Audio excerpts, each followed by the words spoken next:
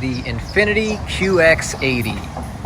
When you need a 3-row SUV and want to stand out but can't really quite afford taking the hit of a second mortgage with one of the German competitors.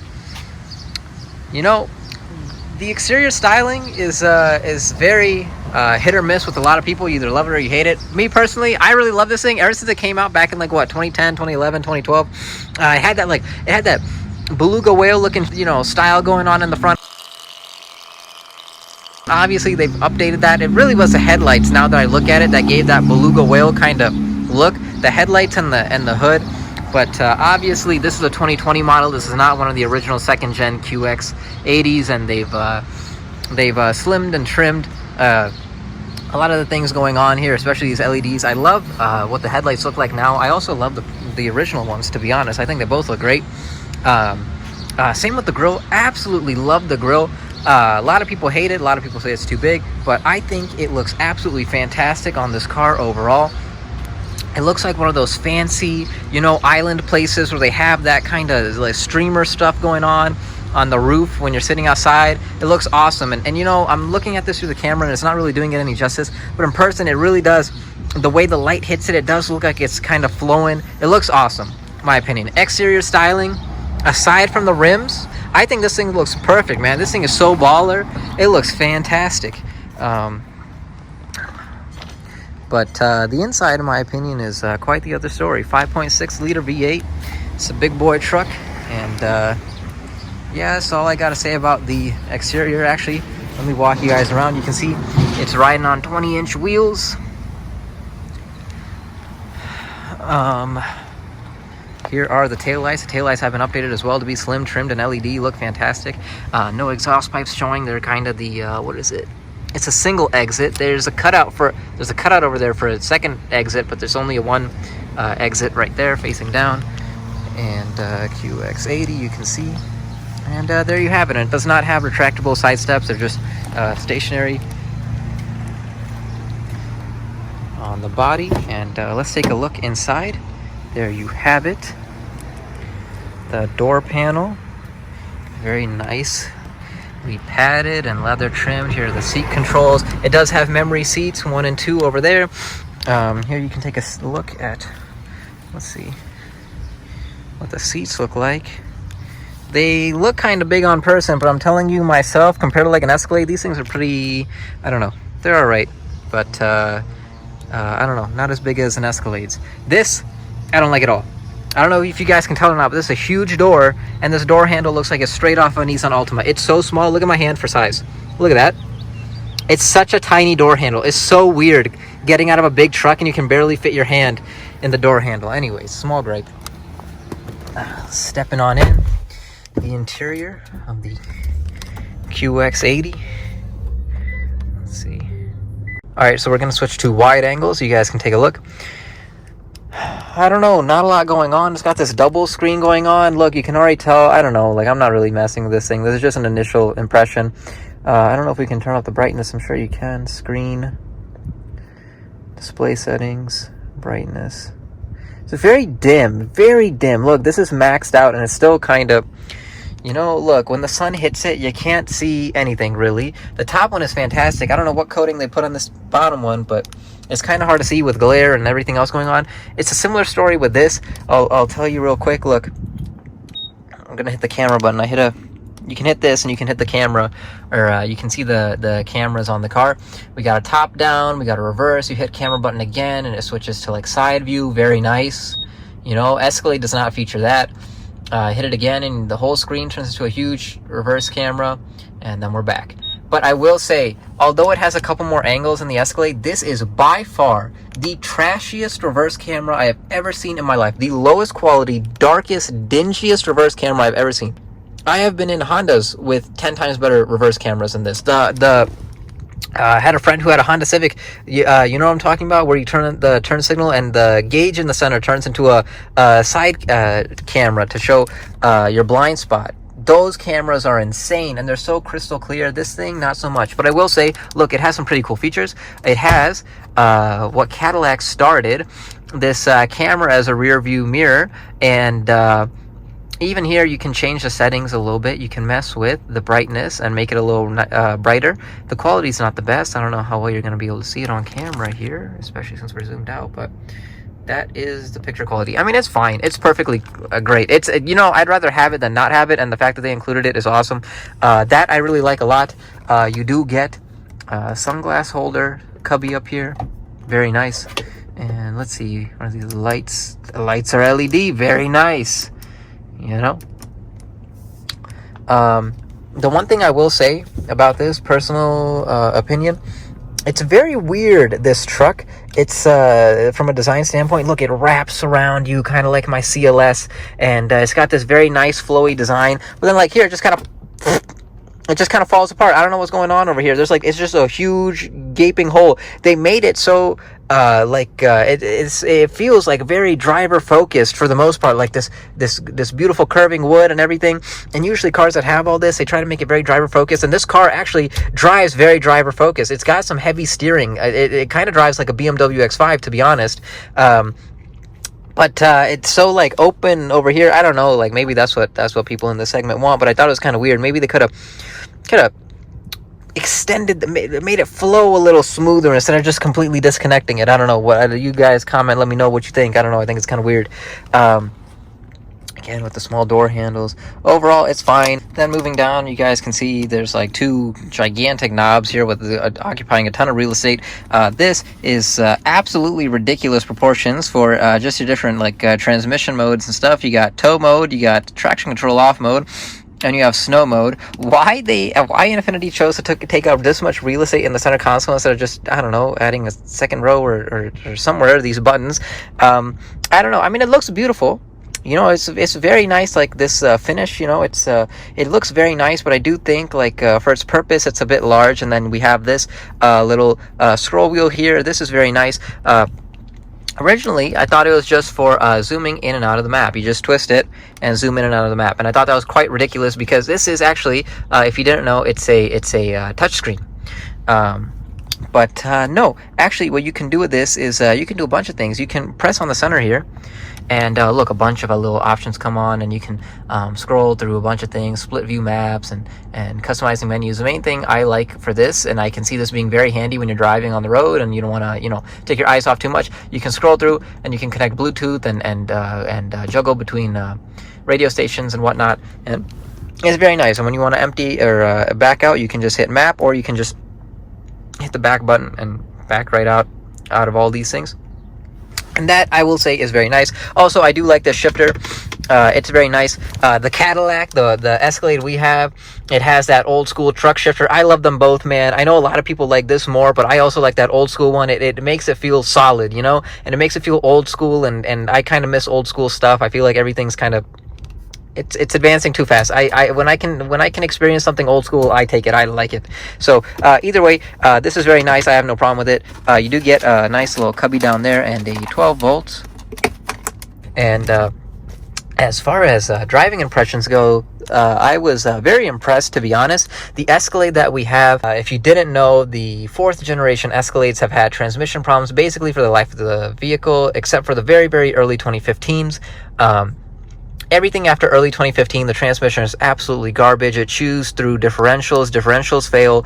Transmissions fail. There's a lot of what's the word they like to use? Kicking and shaking and shimmering. Shimmering, I think, is the main word that they use. I don't know. The transmission acts really goofy and funny, and because of that, what you have to do is you have to really, especially when you're driving through the city, you know, stop and go traffic, red lights. When you're accelerating, you have to, the first gear change from gear 1 to 2, you have to drive very nice and slow. And I know, I'd say 90% of people don't like to do that, and they mash the accelerator the second the light turns green, and they like to go as fast as possible. If you do that in our Escalade, it likes to oh, you know what it was? It wasn't shimmering, it was shuddering. Shuddering is the word the Cadillac community uses, and the transmission will start shuddering, and it'll get worse and worse. And if you really treat your Escalade like crap, they'll start kicking, and you'll start having gear slippage and stuff. But this thing runs like a champ. At a stop, you can just go right on it, and there's no transmission delay. There's no nothing. It bounces right off. And I was quite surprised considering how big size, and it's a boat. But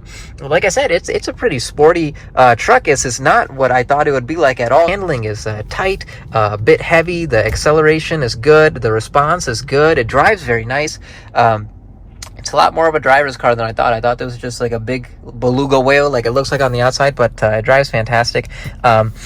These things, some people will say it's cheap, but I will say, hey, if it breaks, I promise you there are a lot cheaper models that have the same exact panel and you can replace it for cheap. Same with all these buttons. It does also have, by the way, I forgot to say, a bunch of buttons around here. This is your like pre-collision warning systems down here, and you have heated steering wheel going on. That's very nice, especially in the Ohio winters. You have a power tailgate, and what else we got down here? We got some light controls and that sort of stuff. Let me hop in the back seat real quick and I'll show you guys that. Before we go, here's the center armrest, in case anybody was wondering. This is how big it is. Hand for reference, how deep it goes. Alrighty. It's very nice, very large, very spacious truck. The spaciousness continues to the back seat. We can see we got 2 large cup holders there, a speaker, wood, everything's leather lined. And we're gonna step inside so I don't look like a weirdo to everybody else in this neighborhood. But yeah, here's the back. Look, I'm 5'9" and I'm sitting behind myself, and look how much leg room I have. I don't know what you guys are looking at, but hopefully you guys can see a lot more space in the Escalade, guys. Like it is truly impressive. Oh, by the way, there's a sunroof. It is not a panoramic sunroof. It's just a tiny one. That is the same as all 4th generation Escalades. The 5th generation, they made it bigger, but this is fine. The one thing I will say though is, in the Escalade, we have a smaller sunroof because they installed TV monitors on the roof. And that's the reasoning for having it short like this. Now, like I said, I didn't research this at all. I'm just doing a quick take of initial impressions. But I don't think you can get TVs for these things. And if you can, I doubt you can get monitors. If you can get a ceiling monitor, then I'm wrong, and this makes sense. But otherwise, I see no reason why you can't do that. In the newer Escalade, they completely took out ceiling monitors, and there's only 2 headrest monitors, and then they made the whole roof glass. And I think, for a family car, you should do that. If you don't have monitors and stuff, it should be an option to add the glass. It'd be nice for the kids, especially at night, to look at the stars and stuff while you're driving around. Just me personally talking, but again, we can look. So everybody sitting in the middle row gets 3 cup holders, one for each person sitting in here, and 2 in their own personal door. And I just want to show you guys real quick how deep this thing is. This is literally massive. Look how deep. Okay, look how massive. A lot of space. Kids can hide all their their Nintendo 3DS, Nintendo Switch, whatever game, stuffed animals they're gonna take with them on the trip. They can shove it in there. Also food, drinks, whatever. And yeah, leather lined, very nice. No like cheap netting or anything. This is also leather lined, the whole thing. Wow, I don't think it's leather. I think it's like leatherette, but still very nice, all soft, very cool. And if you got kids, they're always kicking and stuff, this will just wipe right off. Everything's very nice. Even up here, we can see the door. This is all leatherette lined, more leather, I don't know. All of it, except for this piece up here, this little horizontal piece, and way down here, which if this is where the drinks are going, I don't want it to be in like that anyways. And actually, this is felt lined, guys. There's felt in here. I just put my hand in here. There's felt so it doesn't rattle and stuff. That's attention to detail. That's crazy. Our Escalade isn't even like that. Our Escalade, piece of junk, it's just straight up plastic, I'm pretty sure. So things rattle and shake, and we have cup holders in the door, and they're kind of terrible. They're really small, and they you shouldn't put cup holders where window switches and things are, in my opinion, but that's what General Motors decided to do with the Escalade. And yeah, let's take a look at the back row real quick now. Again, fully power tailgate. It beeps while it's opening and flashes. I don't really know if I'm a fan of that. The Escalade doesn't do that. And you do have little switches over here. You can just, let's see. Yep, goes right up. Oh, it goes up very slow. What the heck is this? I've never put them back up. The Escalade's popping. It would have been done 10 seconds ago. This is very slow. Interesting. Wow. Okay, if I had to wait there and see that, you guys do too. And here's a look at the trunk space. It looks like even with the third row up, you do get a lot more trunk space, but these third rows look like they lean back a lot more than the Escalade does, which is interesting. Let's go inside and take a look at the third row. So in the third row here, and it is definitely a lot more spacious than the Escalade as well. Overall, this thing, I don't know, I'd have to Google the dimensions. I didn't think it was this big of a difference, but second row passengers get a lot more space. Third row passengers get a lot more space as well. We can see 2 cup holders on each side. I think, you know what it is? The Escalade has a raised floor because of the suspension for the third row, and it really makes you sit like this, you know, all clustered up and stuff. But look, I can spread out and I'm very relaxed, and it leans back a lot further than the Escalade does. This is very nice. As far as long road trips go, yeah, I don't know. For space, definitely QX80 beats Escalade all over the place. I don't know about the newest generation because they added all the sliding second row seats and now it's independent rear suspension. So I think the 5th gen Escalade is going to be like this, where the floor is like this, which would be absolutely amazing. But for right now, compared to our current generation, this thing beats it all day long in space. But as far as interior goes, this is not very impressive in my opinion. It looks very basic. Everybody else in the family agreed, my mom, my brother, my sister. It's a very basic, dull kind of interior, and for $70,000 it's quite unacceptable. I would never buy something like this, and I would definitely buy a Kia Telluride or a Hyundai Palisade instead. Those things are amazing. The interiors look out of this world. This thing just looks so old and dated. And I mean, you know, that's because it is. It's from 2010. This is now, what, like an 11-year-old truck? And they're still selling it for starting price of $70. But let's be honest, nobody's paying $70. You're buying something like this, you're going to add a feature here, add a feature there. You got taxes, you got this, you got that. Next thing you know, it's like $80,000, $85,000, maybe even $90,000 truck. And for that kind of money, I'm sorry, this is just not it. Aside from space, I don't see a lot going for it. I mean, it's nice. It's got a lot of space. It's got big cubby spaces and a lot of cup holders. And I don't know if I talked about it yet, but 2 cup holders here and 2 cup holders on the other side. And it's got vents on the roof, which pretty much every third row SUV has. But other than that, I don't know. I'm left a little unimpressed. The driving dynamics definitely blew me away. It was a lot better than I expected. I don't know if my expectations were just too low. It drives fantastic, you know, but an engine response is good and everything is great. But as far as interior amenities goes and for luxury, overall, what would I give this truck? I think it's a little too hard. I think you got to look at it from a bunch of different angles. From exterior perspective, like exterior styling and everything, I give this thing a solid 9 out of 10. I love it. It looks big, bold, in your face. It looks baller.